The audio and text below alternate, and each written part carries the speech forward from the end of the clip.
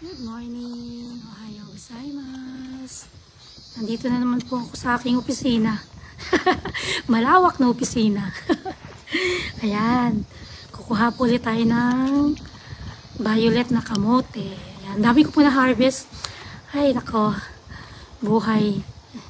Masarap na mahirap. Ayan. Marami po ako na harvest. Kaya lang iba putol-putol. Napaka-careless ko po talaga. Pero ang ganda. Ang ganda po ng naani ko ngayon. Ayan o. Iba maliliit pa. Itatanim ko ulit. Baka pwede pa hanggang winter. Kasi may, di ba, may yakiimo tayo na ano, winter na harvest. Baka yan pwede yan. Baka pwedeng ma-harvest yan para gawing halaya sa December. Try ko. May mga ugat-ugat po kasi yan. Itatanim ko ulit dyan.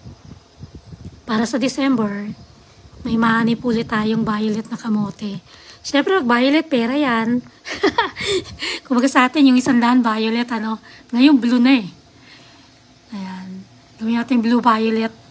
Ang 1,000 yan. Ang 1,000 pesos. Ayan, ang aking na-harvest today. Salamat po sa inyong pag-nood. Thank you. God bless.